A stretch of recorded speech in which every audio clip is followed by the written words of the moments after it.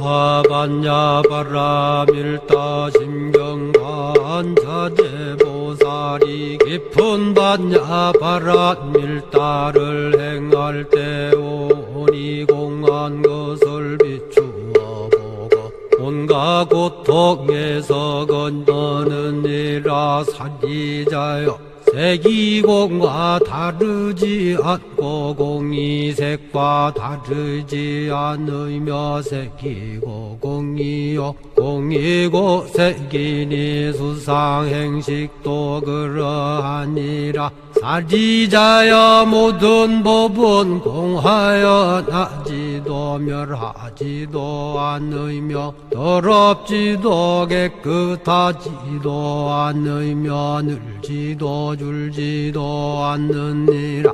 그러므로 곳 가운데는 색이 없고 수상행식도 없으며 안이비설신의도 없고 색성향미 촉법도 없으며 눈의 경계도 의식의 경계까지도 없고 무명도 무명이 담까지도 없으며 늙고 죽음도 늙고 죽음이 다함까지도 없고 고진열도도 없으며 지혜도 얻음도 없느니라.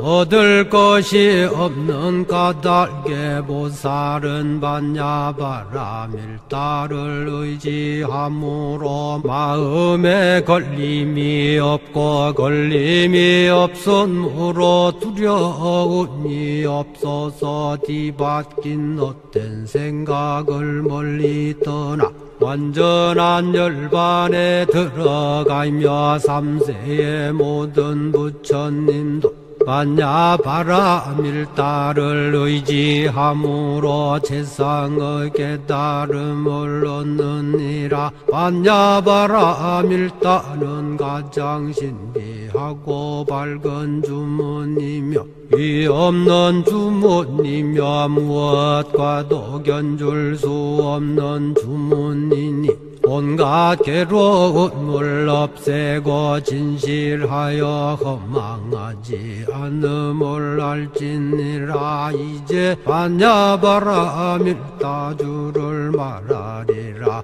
아제 아제 바라 아제 바라 승아제 모지사바 아제 아제 바라 아제 바라 승아제 모지사바 아제 아제 바라 아제 바라 승아제 모지사바.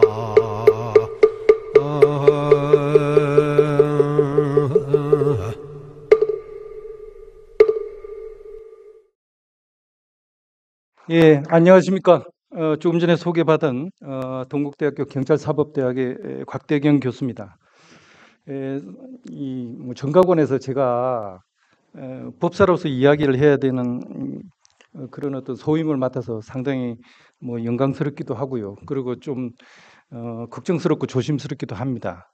항상 이제 불자로서 큰 스님들이 좋은 말씀 하시는 거 이제 보고 듣고 이제 배운 그런 입장에서 막상 근데 제가 또 그 자리에 앉아가지고 어떤 이야기를 여러분들에게 해줘야 그래도 그 하나라도 마음에 울림이 있을까 이런 생각을 하면서 고민을 좀 했습니다. 그래서 이제 제가 여러분들한테 이제 들려드릴 그 이야기는 왜 범죄가 발생을 하는가, 왜 일어나는가, 원인, 그리고 우리 사회에서 범죄가 얼마나 많이 발생하고 어떤 유형의 범죄들이 있는지 이런 거에 대한 실태. 그러면 이걸 갖다가 좀 줄이기 위해서 우리가 어떤 노력을 해야 되는가, 내지는 이미 발생한 범죄자에 대해서 우리 사회에서 어떻게 대처를 해야 되는 이런 것들을 포함한 범죄의 예방과 대책 이런 부분들을 갖다가 학문적으로 연구하는 거다. 간단히 말해서 범죄학은 범죄의 원인과 실태 그리고 대책을 연구하는 그런 학문이다라고 할 수 있겠습니다. 그래서 이제 여러분들한테 제일 도움되는 게 제가 생각할 때는 범죄에 대한 예방이라고 이제 생각을 했습니다. 그래서 이제 제가 오늘 쭉 여러 이제 이야기를 드리겠지만 그래도 한번 이런 이야기를 갖다가 듣는 것과 듣지 않는 그런 것들이 상당히 차이가 있지 않을까 그렇게 이제 생각을 하고요.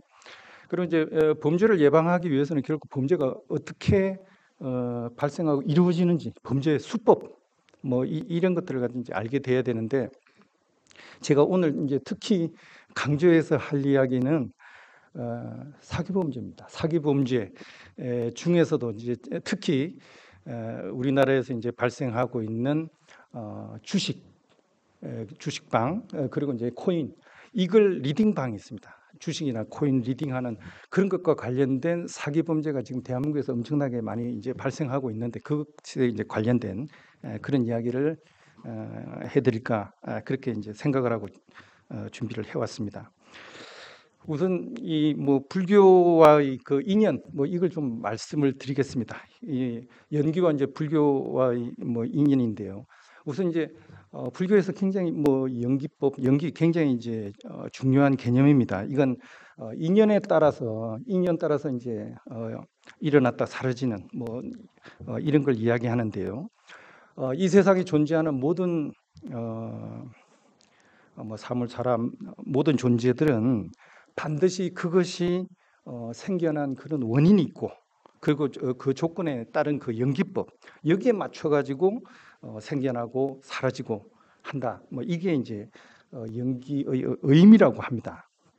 제가 이제 왜 연기를 말씀드리냐 하면 제가 이 동국대학교 이 삼보의 도량에서 이렇게 학생들과 함께 공부를 하고 그리고 이제 가르치고 여러 가지 교수로서의 다양한 사회 봉사 활동을 하고 하게 된 이런 것들이 쉽게 납득이 되지 않는 그런 여러 가지 어떻게 보면 우연일 수도 있는데 여러 가지 인연들이 결합이 돼 가지고 제가 이제 이 자리에 있는 게 아닌가 그런 생각을 해봅니다. 저는 그 부모님들께서 상당히 이제 독실한 그런 불교 신자셨습니다. 아버님은 이제 지방에 이제 국립대 교수로 계시면서 불자 교수회를 처음에 이제 창립을 하셔가지고 이제 15년 동안 불자 교수회 이제 회장을 하셨고요. 그리고 이제 뭐 이제 한국에 이제 그 차도 이제 차를 마시고 하는 그런 다인의 조직에도 이제 수석 부회장을 갖다 오랫동안 이제 하시고 하면서 불교가 굉장히 인연이 있으셨습니다.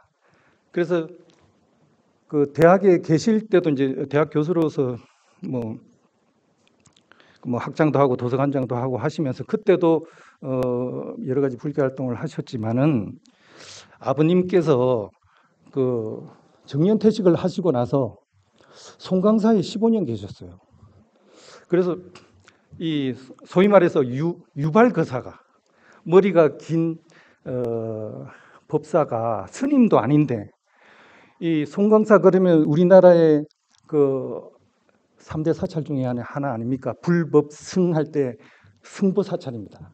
이제 스님들을 이제 교육하고 좋은 스님들이 배출될 수 있도록 하는 그런 역할을 맡은 절이 이제 송강사인데요. 그 송강사에서 머리 긴 유발거사에게 요사체 한 칸을 줘가지고 기거하게 하는 건 쉽지 않죠.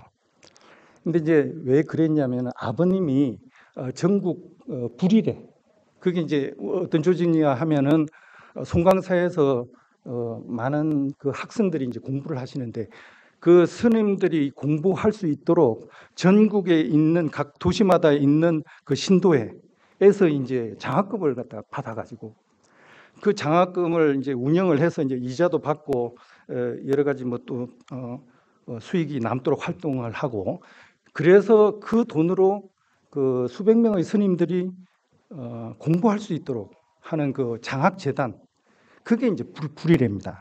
거기 사무총장으로 이제 15년 동안 활동을 하신 겁니다. 그래서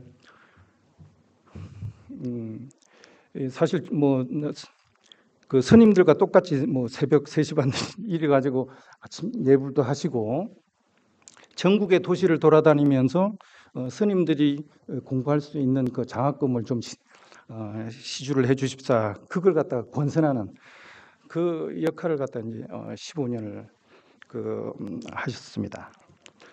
그리고 사실 이제 저희 그 어머님은 그 이제 지방의 도시에서 뭐 이제 큰보살이라고 이제 뭐 말씀을 이제 들으셨는데요.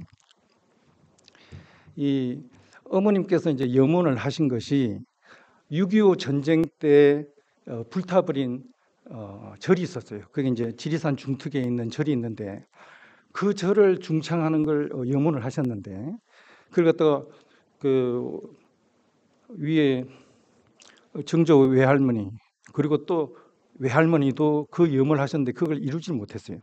그래가지고 지리산 그 밑에 그 산청 거기 가정집에 이제 부처님 한 분이 부처님 상만 내려와 있던 걸 어머님이 그 같이 이제 활동을 했던 그런 어떤 신도님들과 함께 여름이 되면 멸치를 팔고 겨울 되면은 소쿠리를 팔고 그걸 갖다가 몇 년 동안 해가지고 이제 돈을 모아가지고 결국 지리산 중턱에 웅석봉입니다. 거기에 있는 심적사란 절을 이제 대웅전을 중창을 하고 그리고 이제 거기 이제 500나원까지 이제 모시는 그런 이제 불사를 이제 하신 거죠. 그래서 그 뭐 아버님도 그렇고 어머님도 그렇고 굉장히 오랜 그 이제 인연 불교와 이제 인연이 있었고요. 사실 저는 뭐 좀 더 소개해 드렸지만 사회학을 전공을 했기 때문에 범죄 사회학 뭐 이런 쪽으로 전공을 했는데 동국대 경찰행정학과에 와가지고 이렇게 인연을 맺고 가르치는 이런 것들은 사실 이제 생각을 못한 거죠. 그런데 이제 공부를 뭐 박사를 마치고 나서 우연히 이제 그 당시는 뭐 IMF 때라 가지고 뭐 교수 자리도 한 3년 동안 없었어요. 그래서 저는 이제 국회에서 정책 전문위원도 하고 또 이제 삼성 S원에서 이제 범죄 예방 연구소에서도 하고 하다가 결국 우연히 이제 동국대 경찰행정학과에서 이제 사람을 뽑는 그 공고를 보고 이제 지원을 했는데 그래서 간단히 말해서 이 동국대 경찰행정학과에 계시던 원로 교수님이나 뭐 중견 교수님 아무도 개인적으로 아는 분이 없던 그런 상황에서 이제 지원을 했는데 마침 제가 이제 미국에서 이제 범죄학 공부하고 한 그런 어떤 경력들이 도움이 된다. 그래가지고 이제 온 것 같습니다. 근데 그때 제가 이 학교에 이제 지원할 때 저는 이제 대학교 두 군데 지원을 했었어요. 동국대하고 이제 계명대 지원을 했었는데 계명대가 일찍 발표가 나가지고 이미 그쪽에 이제 교수 된 걸로 하고 저 교수 연구실에 팻말도 보내고 뭐 컴퓨터하고 책상하고 다 준비를 해놨더라고요. 근데 이제 동국대는 좀 그때 행정이 좀 늦어가지고 거의 뭐 방학 끝나기 한두 주 전에 갑자기 이제 교수가 됐다고 부랴부랴 그래가지고 계명대는 이미 한 달 전에 돼가지고 준비 다 하고 있었는데 사실 이제 제가 동국대 지원하고 그럴 때 저는 어머님한테 말씀을 안 드렸습니다. 왜냐하면 그때 저희 어머님이 말기 암 환자셨어요. 그래도 굉장히 몸이 힘들고 그러니까 혹시 또 이야기하면 또 되게 신경 쓰실까봐 말을 안 했는데 그 누님이 이야기를 한 거예요. 그랬더니 그 길도 아니나 다를까 지리산에 그 암자에 들어가가지고 한 보름 정도 철학 기도를 하셨다 그러더라고. 그 말기 암 환자가. 그래서 결국 내가 이제 동국대 교수 됐다 그러니까 그렇게 이제 어머님이 이제 좋아하시는 거예요. 사실 저는 사회학을 뭐 공부하고 하면서 이 동국대와 인연이 될 뭐 이런 것들은 이제 생각을 못 하고 있었는데 어머님은 사실 다른 공부를 하라고 반대를 하시고 이제 그걸 갖다가 내가 이쪽을 하겠다고 굳이 해가지고 이제 왔기 때문에 굉장히 탐탁지 않아 하셨는데 근데 이제 박사까지 받고 그러고 나서 이제 동국대 교수가 되고 나니까 어머님이 이게 부처님 인연인가 보다 그 이야기를 하시더라고. 그렇게 집에서 이제 사실 좀 집에서는 의대 가라 그러죠. 제가 고등학교 때 자연계여가지고 뭐 집에서는 다 의대 가는 걸로 의사 되는 거 알고 있었고, 그리고 점수도 뭐 웬만한 서울에 있는 중상위권 의대 갈 정도 점수가 안 났는데 결국 그걸 포기하고 이제 그 뭐 그대로 문과로 바꿔가지고 가니까 부모님들은 이해를 못 하신 거죠. 그래서 굉장히 속상해하시고 그랬는데 동국대에서 교수가 돼가지고 학생들을 가르치는 이런 인연을 갖게 됐다 그러니까 어머님이 그런 인연으로 부처님 그 인연 그걸 찾아가지고 그렇게 부모님들이 반대하는 그런 공부를 한 거 아니냐 그런 이야기를 하시더라고요. 그래서 저는 그렇게 어머님이 그 어렵고 힘들고 아픈 가운데서도 그 동국대에서 이제 그 교수로서 학생들을 가르칠 때 된 이 기회를 갖다 너무 감사해하시고 소중하게 생각하셨기 때문에 저는 항상 여기 와서 그 학생들 가르치고 또 스님들 뵙고 그리고 연구를 하는 그런 거에 대해서 항상 기쁘게 생각을 하고 있고 이 삼부의 언덕에서 활동하게 된 것에 대해서 이제 무한한 감사를 드립니다. 그리고 제가 막 학교에서 뭐 기획처장도 하고 이제 홍보처장도 하고 그렇게 이제 할 때 이 학교를 알리고 하는 그런 것들이 뭐 돈도 많이 들고 뭐 어렵겠지만 제가 이제 홍보처장 때 보니까 그래도 언론에서 그 우리 학과나 학교를 갖다가 알릴 수 있는 가장 그래도 돈 안 드는 방법 제 전공 분야에서 혹시 이제 필요하다면 그 언론에 그런 활동을 하고 있습니다. 그래서 참 저는 이제 동국대에서 일하는 그 보람을 느끼고 있다 그런 말씀을 드릴 거고요. 우선 불교에서 굉장히 경계하고 조심하라고 하는 것이 삼독이 있습니다. 다 아시겠지만 탐진치인데요. 여기 이제 특히 이제 뭐 범죄 피해를 예방하고 하는 것과 관련해서는 탐욕을 경계하는 게 굉장히 중요합니다. 이 탐진치는 탐욕, 진의 우치 뭐 이걸 이야기하는데 탐이라고 하는 것은 헛된 욕심입니다. 탐욕입니다. 그리고 이제 집착 같은 자기 이제 이기적인 그런 어떤 욕망을 이야기하는 거예요. 그리고 이제 진은 이제 화를 내고 이제 분노하는 것, 시기 질투, 증오, 혐오 이런 것들이 되겠습니다. 그리고 치는 우치, 어리석음, 현상이나 사물 도리를 갖다 이해할 수 없는 그런 어떤 어두운 마음 이걸 이야기하는데요.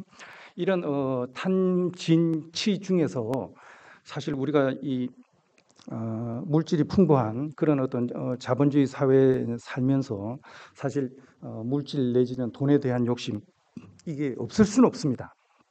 그런데 그것이 진짜 우리가 건전한 생활을 하기에 적당한 정도 그런 정도만 마음을 내면 되지 그것을 갖다가 넘는 것은 너무 이제 과도한 거고 그런 지나친 욕심으로 인해 가지고 우리의 마음뿐만 아니라 여러 가지 이제 생활에 불균형을 겪게 되는 그런 경우들이 많다는 거죠. 그래서 이제 불교에서 사실 뭐 무소유 정신 뭐 이런 걸 갖다 많이 이제 강조를 하는데 전혀 뭐 아무것도 없이 살라 뭐 이런 것이 아니라 정말 뭐 빈곤하게 힘들게 살라 이것이 아니라 자신이 생활하는 기본적인 생활에 필요한 것 이상, 필요 이상의 재물에 대한 욕심 이걸 마음으로부터 경계하는 것이 필요하다. 이게 이제 무소유 정신이 아닐까 저는 생각을 하고 있습니다. 그리고 이제 저희들이 이제 범죄 관련된 이야기를 하면서 이 모토, 뭐 표 비슷하게 제가 이제 이야기하는 것이 범죄는 예방이 최선입니다. 이 문장입니다. 왜냐하면요, 범죄는 한번 피해가 발생하면 이걸 범죄가 발생하기 이전 상태로 되돌리기가 어렵습니다. 다시 말해서 범죄는 한번 발생을 하면 원상 회복이 어렵다. 이렇게 이제 이야기할 수 있습니다. 이건 사람을 대상으로 하는 범죄인 대인 범죄, 그리고 물건을 대상으로 한 대물 범죄 마찬가지입니다. 누군가가 우리 집에 우리 집 가족들이 생활하고 있는 안방에 들어왔다. 그래가지고 기중품들을 갖다가 들고 갔다. 그러면 우리 안방에 막 여기저기 저벅저벅 돌아다니면서 뭐 운동화나 구두 발자국 있고 장롱 안에 서랍 안에 있는 뭐 현금, 상품권, 뭐 결혼 폐물, 보석 뭐 이런 거 다 들고 갔다. 그래가지고 뭐 1,000만 원의 손해가 났다. 그래가지고 나중에 그 범인을 잡아가지고 뭐 5만 원짜리 빳빳한 걸로 1,000만 원 돌려받는다고 내가 이 고통스러웠던 이런 범죄 피해의 모든 것이 없으실까요? 그렇지 않습니다. 돈을 받아도 어떤 거는 돈으로 살 수 없는 그런 물건도 있죠. 뭐 조상들이 뭐 300년 그렇게 내려오던 뭐 서예 작품이라든지 아니면 도자기 같은 거 뭐 이런 걸 범인이 들고 갖다 깨버렸다. 되돌릴 수가 없는 거죠. 아무리 뭐 비싼 물건, 좋은 물건 많이 파는 뭐 롯데나 뭐 신세계나 현대백화점, 뭐 아울렛, 뭐 코스트코, 이마트 이런 데 가도 그런 물건 살 수가 없습니다. 그리고 또 나한테 굉장히 소중한 기억이 있는 물건들이 있어요. 만약에 뭐 아버님이 뭐 공직 생활을 하거나 또는 뭐 선생님으로서 생활하시면서 아버님의 손때가 묻어 있는 그 만년필, 뭐 몇십 년 사용하시던 이런 것들 도둑놈이 뭐 훔쳐 갔다. 그러면 그걸 갖다가 아무리 돈을 줘도 살 수가 없는 그런 것들이 있고요. 그리고 우리의 소중한 생활 공간, 보금자리에 누군가 제3자가 들어와 가지고 막 여기저기 휘젓고 다니고 발자국 남기고 한 그런 어떤 고통스러운 기억, 이건 쉽게 없어지지 않습니다. 그래서 이제 그런 범죄 피해를 당하고 나서 한 6개월, 1년 지나가지고 부인이 남편에게 이야기를 하는 거예요. 여보, 우리 다른 동네로 이사를 갑시다. 지금 여기보다 평수가 좁아도 되니까 딴 데를 이사를 가자 그러는 거예요. 그리고 왜 그래? 그러니까 사실 걱정할까 봐 말을 하진 않았지만 그렇게 우리 집 도둑 맞고 나서 내가 시장을 가건 뭐 친구들 만나러 개모임을 갔다 오건 뭐 볼일 보고 다녀오건 집 가까이 100m, 50m 오면 가슴이 벌렁벌렁 두근두근 한다는 거예요. 혹시 또 도둑놈이 또 우리 집 들어온 거 아닌가 싶어가지고 문 열고 이 안방 확인하고 화장실 안에 누가 있나 없나 커튼 뒤에 사람 숨어 있는 게 없나 이런 걸 다 확인하고 나서 휴 하면서 이제 다시 가슴을 쓸어내리고 이걸 갖다가 자기가 그동안 뭐 6개월, 1년 했다. 그러니까 이 범죄 피해를 당하고 나면 그게 단순히 뭐 물건만 없어지는 것이 아니라 이 상당히 마음의 상처를 많이 받게 되는 거죠. 뭐 대물 범죄가 그렇고 대인 범죄 사람 마찬가지입니다. 누군가에게 20살 넘어가지고 꿀밤 한 대를 맞거나 뺨 한 대만 맞아도 굉장히 불쾌하거든요. 나중에 그 사람 잡아가지고 뭐 꿀밤 한 대 때리고 뺨 한 대 때린다고 분이 다 풀립니까? 그렇지 않고요. 그 나이 드신 한 뭐 아저씨들이 중년의 아저씨들이 친구들 만나고 저녁에 아주 기분 좋게 뭐 한잔 하시고 뭐 김치찌개 뭐 먹고 아주 좋아가지고 가다가 집 골목에서 10대 청소년 3명한테 잡혀가지고 흠신 두들겨 맞은 거예요. 그래가지고 돈 다 뺏기고 뭐 시계 뺏기고 반지 뺏기고 그러면 그분은 앞으로 밤만 되면 밖에 외출하기가 겁납니다. 그리고 이제 어둠이 이제 깃드는 그런 정도의 뭐 청년들 2-3명만 앞에 있어도 뭐 가슴이 두근두근하죠. 또 저놈들이 나 때리는 거 아닌가. 그리고 범죄 피해를 당할 때 그 얻어맞고 하는 그런 장면들이 누워 있어도 끊임없이 머릿속에 다시 되새김질하고 되새김질하는 거예요. 그래서 2절만 하면 다시 또 순간적으로 머릿속에 떠오르는 그런 걸 어떤 뭐 플래시백 현상, 이렇게 섬광 현상 그러는데요. 2절만 하면 섬찟하면서 이제 그 생각이 머리에 들고 이렇게 해가지고 범죄가 발생하고 나면 자신의 평화롭고 행복하고 안락했던 그 일상으로 되돌아가기가 너무 어려워집니다. 그래서 이런 범죄는 그냥 피해를 안 당하는 게 최선이에요. 그래서 이 범죄 피해를 갖다가 우리가 예방하고 막기 위해서는 대체 범인들이 어떻게 범죄를 저지르는지 그 수법들을 우리가 미리 사전에 알고 정보가 있고 그런 것들에 대한 주의와 경계를 하면 그걸 좀 예방하지 않을까 생각을 하는데요. 우리나라에서 이제 그 침입 범죄, 이 주거 침입도 있고 상점에 대한 침입 범죄가 이제 발생하는 그 침입 수법을 갖다가 우리가 이제 뭐 경찰청의 범죄 통계 이런 걸 이제 분석을 해봤더니요. 물론 뭐 아주 뭐 교묘하게 열쇠를 따고 들어가가지고 아주 전문적인 수법을 가진 그런 범인도 있겠지만 유감스럽게 거의 3분의 1, 33% 정도의 범죄는 사실 열려있는 현관문이나 유리창으로 들어온대요. 특히 여름철 이제 뭐 밤에 뭐 바람 좀 통하라고 유리창문 열어놓고 그냥 소파에서 그냥 잠들어 버리고 하는 그런 경우죠. 근데 평소에는 열심히 문단속한 것 같은데 하필 그날 깜빡했는데 귀신같이 도둑놈이 그날 그런 걸 알고 들어오는 거예요. 범인도 바보 아니거든요. 그 쭉 피해 대상물 찾아가지고 다니다가 유리창들을 갖다 열어보고 이미 안으로 유리창이 닫혀 있는 그런 곳은 그냥 지나가고 유리창이 열려 있거나 문이 허술하게 잠겨져 있는 그 집으로 들어온 거예요.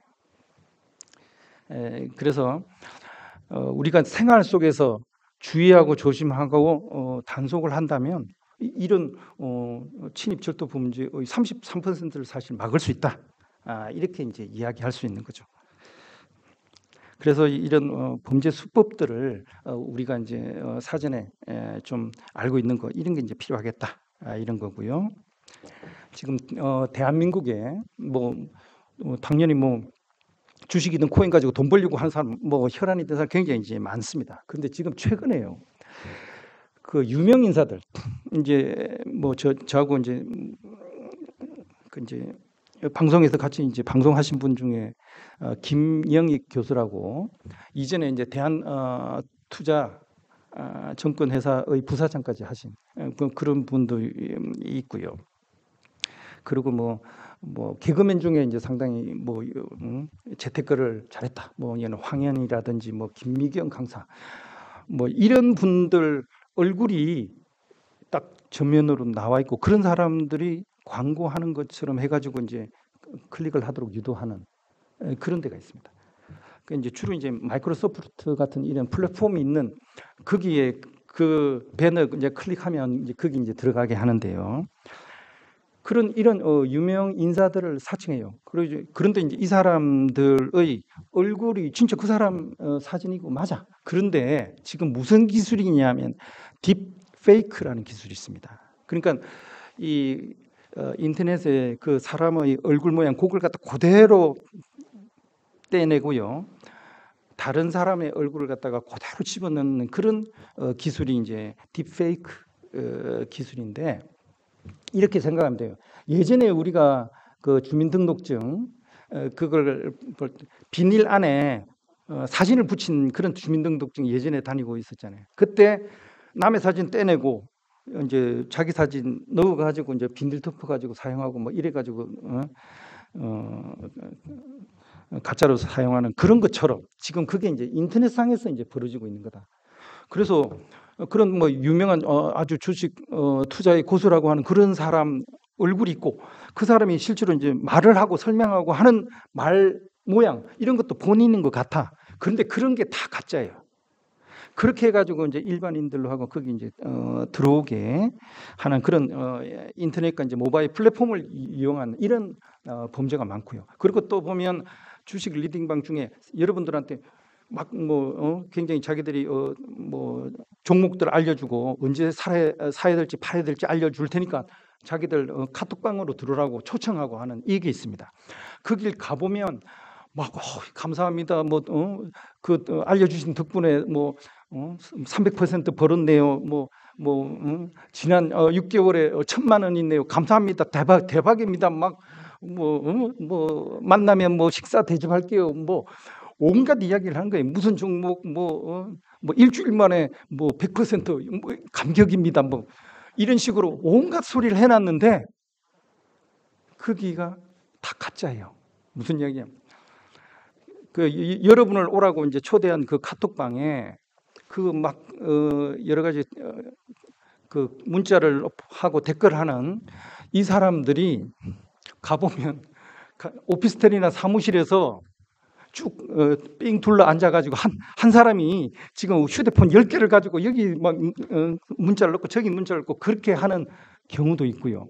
그리고 지금 이제 저희 학교도 이제 대학생들이 있지만 대학생들이나 젊은 청년들에게 야 하루에 뭐 30분만 일하면 되는 아르바이트가 있다. 그래가지고 그 젊은 사람의 휴대폰으로 매일 한두 번씩 막 뭐 대박이네요, 뭐 몇 퍼센트 벌었습니다. 자기들이 보내주는 문자를 휴대폰으로 보내라고 하는 거예요.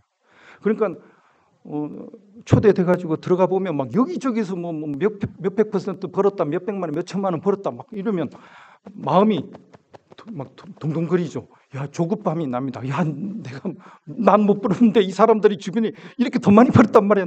난 그동안 뭐 바보같이 뭐 했나? 이래가지고. 근데 진짜 처음에 이야기하는 데 따라가지고 한번 해보면 뭐 몇십만 원, 몇백만 원 진짜 벌게 해줘요. 그래가지고 야, 이거 되나 보다. 그래가지고 이제 막 자기 돈뿐만 아니라 옆에 주위 사람들 돈 모아가지고 친척들, 친구들 돈 모으고 심지어는 대출까지 받아가지고 몇 천만 원, 몇 억을 이제 투자를 했는데 이제 그 다음부터는 그래가지고 돈을 갖다 만약에 번 게 있으면 분명히 그 모니터 상에 화면 상에는 분명히 돈을 번 것 같이 보여. 근데 막상 이 돈을 갖다 진짜 갑자기 뭐 아버님이 편찮으셔가지고 병원에 가셔야 되는지 아니면 집안에 뭐 큰 행사가 있어서 돈을 쓰겠다. 그래서 돈을 갖다 인출을 하려 그러면 인출을 못하게 합니다. 온갖 핑계를 대요. 야, 여기 VAT 부가가치세 33% 붙는데 그걸 갖다가 넣어야 된다. 뭐 그런 어떤 세금도 있고, 그리고 우리가 이 홈페이지 이걸 갖다가 다른 걸로 업그레이드 해가지고 옮기는데 그 비용이 또 뭐 든다. 그리고 지금 수익이 난 게 뭐 2,500만 원인데 최소한 5천만 원 이상이 돼야 돈을 갖다가 뺄 수 있습니다. 이래가지고 그 2배를 돈을 갖다 또 넣고 또 하라는 거예요. 이런 식으로 해가지고 돈을 막상 수익을 번 것처럼 하지만 그 돈을 갖다가 인출을 못하게 온갖 핑계를 대가지고 그렇게 이제 하는 그런 범죄들이 굉장히 많습니다. 그리고 여러분들이 이제 뭐 인스타그램이라든지 페이스북이나 뭐 이런 데 뭐 사진을 올리잖아요.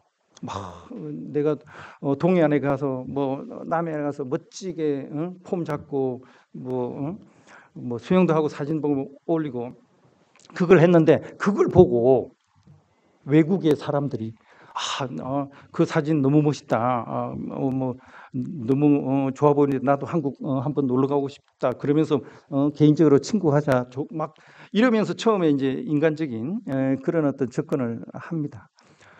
그래가지고 이제 좀 친해지고 그러면 자기가 이제 뭐 큰 돈을 벌 수 있는데 어떤 뭐 물건을 갖다 대량으로 이제 구매하고 그래가지고 당신 그 계좌를 이용해가지고 그렇게 하면 기본적으로 한번 거래할 때마다 10% 20%씩 막 되니까 뭐 얼마든지 돈 벌 수 있다. 이렇게 해가지고 또 이제 돈을 갖다가 이제 투자를 하게 하고요.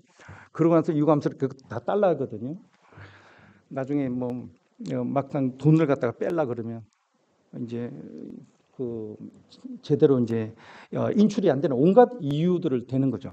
그런데 여기에 대포 통장들이 이용이 됩니다. 우리나라에서 한국에서 이제 돈을 갖다가 넣을 때의 계좌 그게 환전이 돼가지고 외국으로 이제 가는데 그걸 갖다가 이제 우리나라 이제 계좌를 갖다 알려주는데 그 계좌가 몇 번 거래를 하다 보면 또 다른 계좌에 넣으라 그래. 계속 계좌가 바뀝니다. 이게 뭐냐면 이제 가짜 계좌, 대포 통장 이걸 갖다 이용해 어느 정도 그 안에 이제 돈이 쌓이잖아요. 그러면 그 돈을 갖다 지네들이 다 인출해 그 계좌를 갖다가 폐쇄를 시켜버려요. 그리고 다 또 딴 데로 도망가고. 지금 보이스피싱도 그렇고요.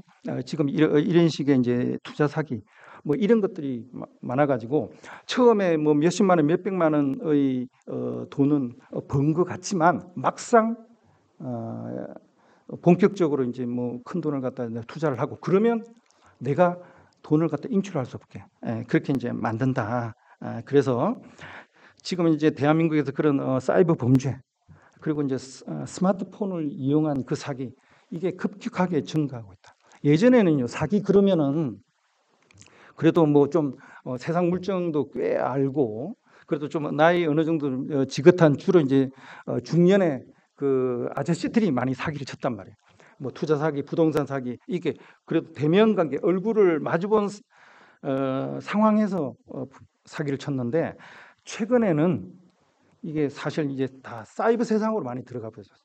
그리고 인터넷 사기 여러분들 뭐 중고 거래 같은 거 뭐 당근마켓 이것도 많이 이용할 건데 좋은 사람 만나가지고 무사히 거래가 성사가 되면 좋은데 유감스럽게 돈은 보냈는데 뭐 노트북 보낸다고 그래가지고 그래가지고 돈하고 뭐 200만 원, 300만 원 하는 거 단돈 100만 원 그래가지고 묻지도 따지지도 않고 그냥 돈을 일단 송금했는데 막상 그 받은 물건은 완전히 먹통된 오래된 뭐 노트북 뭐 이런 것들도 있고요.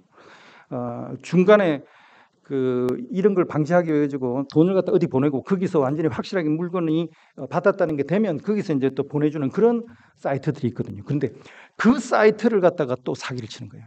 그 사이트를 마치 진짜 사이트인 것처럼 가짜로 꾸며가지고 그래가지고 하는 그런 경우들도 이제 있습니다. 결국 이제 우리 사회의 변화와 함께합니다. 정보통신 기술이 확산되고 이제 디지털 범죄가 이제 증가하는 건데요. 조금 전에 그 말씀드렸던 주식 뭐 리딩방, 코인 리딩방 이게 우리나라 이제 경찰 중에 국가수사본부가 있는데요.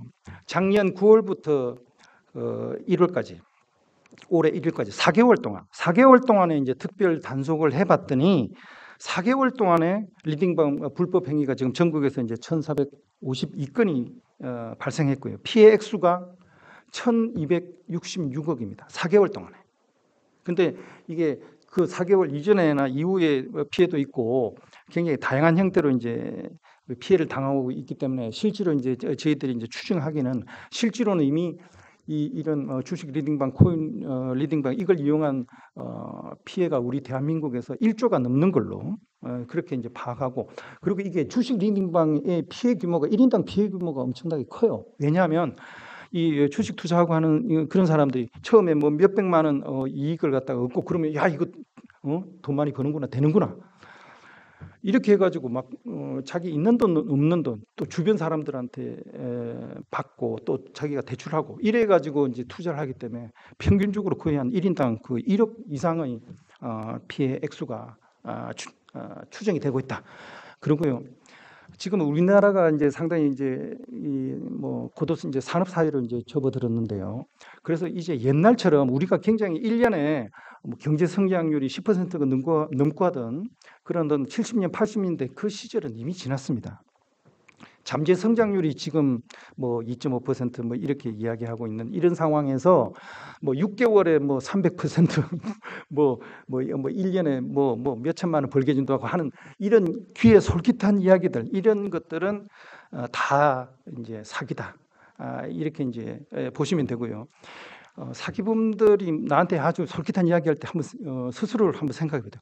만약에 이렇게 큰 돈을 갖다 짧은 기간에 많이 벌 수 있는 기회라면 이 사람이 왜 나한테 이걸 알려주지? 이걸 갖다 의심을 해봐요. 왜냐하면 그렇게 돈 많이 벌 것 같으면 자기가 자기 가족이나 친구나 친척들이나 해가지고 그 기회를 이용해줘 자기가 돈 버는 게 당연한 거 아니에요? 나한테까지 그 기회가 오지도 않습니다. 근데 전혀 남인 사람이 나하고 잘 모르는 사람이 이렇게 솔깃한 제안을 하고 나한테 접근을 할 때 이때는 항상 의심을 해봐야 된다. 여러분이 뭔가를 갖다 찾아가지고 뭘 투자를 하기 위해서 찾아는 이게 아니라 누군가 다른 사람이 여러분에게 이제 그런 제안을 할 때 그때는 항상 의심을 해봐야 된다. 세상에 돈 벌기 쉽지 않잖아요. 세상에 공짜 없습니다. 항상 그 큰 돈을 벌 때는 거기에 따르는 노력과 수고 그만큼 대가를 지불해야 되는 거거든요. 그래서 그냥 투자를 했는데 그냥 세월 지나가지고 금방 몇 배가 되는 이런 투자 이거 대한민국에는 없다 이렇게 이제 생각을 하셔야 되고요.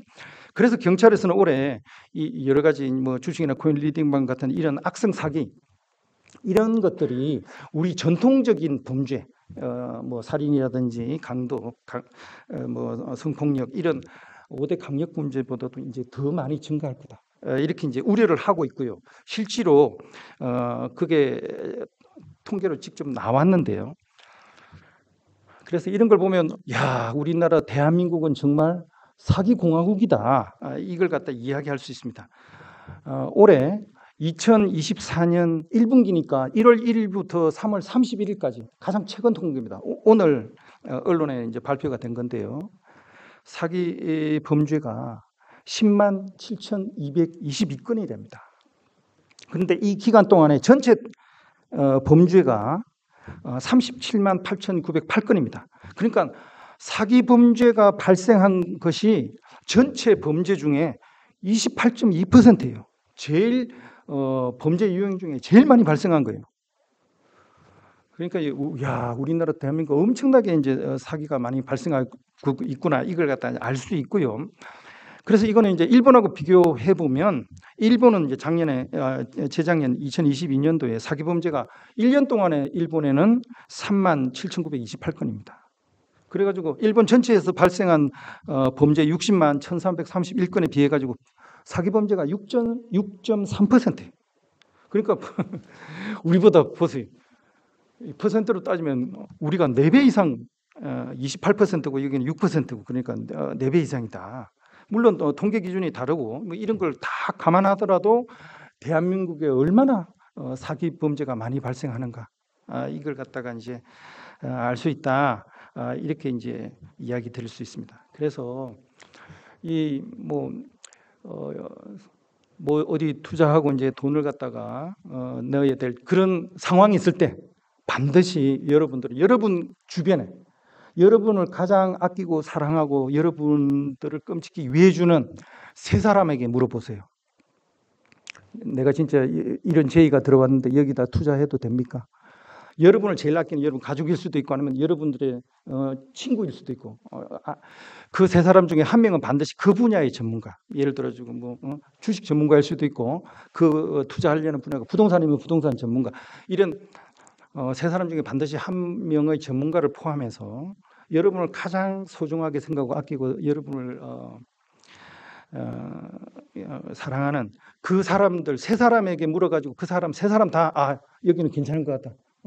이거 투자해도 된다고 하면 투자를 했어요. 만약에 그렇지 않으면 한 번쯤은 의심을 하시라 이런 거고요. 보이스피싱도 이 전화를 받고 막 누가 아들 딸이 다쳐가지고 병원에 있다 무슨 돈 몇천만 원 지금 당장 안 보내면 안 된다 막 이렇게 하면 일단은 그 한 호흡을 쉬고 이 전화를 끊고 그거 사실 진짜 다쳤는지 아닌지 확인하는 이게 필요한데 유감스럽게도 보이스피싱 할 때도 보면 심리적으로 이미 제압을 당해가지고 조종하고 통제되고 있는 그 상황에서 전화를 끊어가지고 다른 사람이 물어볼 마음의 여유가 없어가지고 피해를 당하거든요. 그래가지고 막상 돈 보내고 나서 뒤늦게 정신이 차려지는 것과 마찬가지로 이런 투자 사기나 이제 이런 것들이 있을 때 반드시 여러분들이 한 걸음 물러서 가지고 주변 사람들에게 한번 물어보고 확인하고 실제로 그 투자하는 그 회사가 제대로 된 정상적인 회사인지 아닌지 이걸 갖다가 확인할 수 있는 그런 어떤 마음의 여유, 시간의 여유가 있다면 피해를 갖다 그만큼 줄일 수 있지 않을까 그렇게 이제 생각하고요. 세상 사람들이 참 내 마음 같지가 않습니다. 여러분은 참 착하게 그리고 순수하게 그리고 성실하게 그렇게 이제 살아오시고 그래서 다른 사람도 그러려니라 같으리라고 생각을 많이 하잖아요. 근데 세상엔 정말 별의별 사람이 많다. 실제로 이런 불교의 어떤 가르침을 갖다가 마음속 깊이 깨닫고 가슴에 새겨가 절대 다른 사람에게 피해를 주어서는 안 된다. 불교의 가르침은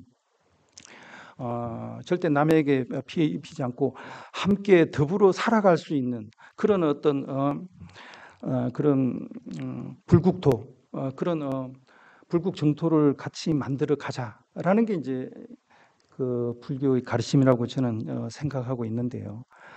그런데 그렇게 좋게만 생각하는 사람들로만 있는 게 아니다. 정말 주변에는 돈을 벌기 위해서 수단 방법 가리지 않고 기회만 되면 남을 속이고 다른 사람 돈을 훔쳐서라도 자기 이득을 취하려고 하는 사람이 유감스럽게 세상에 많다. 이런 걸 갖다가 항상 머리에 두시고 혹시 이제 앞으로 이제 살아가면서 이런저런 기회들이 투자할 기회나 돈을 써야 될 기회가 많습니다. 뭐 저희 학생들 같은 경우 처음에 대학교 졸업하면 취업 관련해서 취업 사기도 있죠. 결혼할 때 결혼 사기도 많습니다. 이제 자기 학력이나 경력 이런 것 확인해줘. 그리고 이제 갔다 보면 이제 집을 사야 될 거 아니에요. 이제 가족들이 살 수 있는 그도 뭐 부동산 사기, 그리고 이제 투자 사기. 나중에 노후 좀 편하자고 노후 자금 딱 마련해 놨는데 그 돈 낼름 해먹는 그런 사기꾼 사방에 곳곳에 있어요. 특히 학교 계신 분들이 주의하고 조심해야 하셔야 될 게 사기꾼들이 3대 피해자 집단이 있어요. 공무원들, 군인들, 선생님들, 학교에 계신 교직원들 완전히 먹잇감입니다. 다 기다리고 있어요. 퇴직하는 날만 기다리고 있습니다. 그 사람들끼리는 그런 정보들을 지네들끼리 돈 주고 사고 팝니다. 어느 학교에 퇴직자 명단 뭐 이런 거 해가지고 그 사람 주변에 뭐 친구, 뭐 친척, 이웃 사람 해가지고 그 사람을 갖다가 우연을 가장해가지고 동네에서 뭐 만나거나 술 한잔 합시다. 이래가지고 친분을 쌓아가지고 그 사람 퇴직금 낼름 해먹으려고 하는 사람이 사회 곳곳에 있는 게 유감스럽게 대한민국이더라. 이런 거죠. 우리 이제 한국 사람하고 이제 일본, 한국하고 중국 사람들이 미국에 가가지고 또 사기를 칩니다. 미국의 사회복지제도, 소셜 웰페어가 잘 돼 있는데 서류를 갖다 가짜로 만들어가지고 그런 소셜 웰페어 받는 사람은 한국하고 중국 사람들이에요. 일본 사람들은 그러지 않습니다. 일본 사람은 절대 어릴 때부터 남에게 피해를 주면 안 돼. 이걸 갖다 배우고 항상 스미마셍 이 생각을 하죠. 그럼 미국에서 이제 약국에 보니까 아주 그냥 화려한 옷을 입고 이 왼쪽에 이제 이따막한 다이아몬드 반지를 갖다가 끼고 온 그 아줌마가 그 소셜 웰페어 메디케어 이용해 공짜로 약을 타가는 거예요. 가면서 돌아갈 때 보니까 차도 벤츠 아주 그냥 에스클레이터 타고 가면서, 그러니까 서류를 갖다 가짜로 만들어 가지고 그렇게 이제 타먹고 하는데, 그런 사람들 딱 미국 정부에서 보고 있다가 국세청이나 이런 데 보고 있다가 실제로 소득이 딱 확인이 되잖아요. 3년, 5년 딱 두고 봅니다. 그러고 나서 소득이 가짜로 세금 안 내고 한 그게 있으면 세금 안 낸 5년, 10년치를 한꺼번에 다 내야 돼요. 완전히 거들이 나게. 그렇게 이제 만드는데 유감스럽게 항상 그런 데 걸리는 사람들이 아시아 사람 중에는 한국, 중국이더라. 그래서 여러분들은 굉장히 성실하게 열심히 살고 남들을 갖다가 믿으려고 하시지만 유감스럽게 대한민국은 사기공화국이다.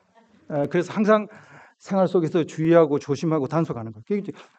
그런 어떤 범죄 예방의 수법들도 알고 항상 조금만 시간의 여유를 가지고 마음의 경계를 가지고 다시 한번 이게 과연 맞나? 과연 이 사람이 나한테 왜 이렇게 친절하게 하고 이런 기회를 줄까?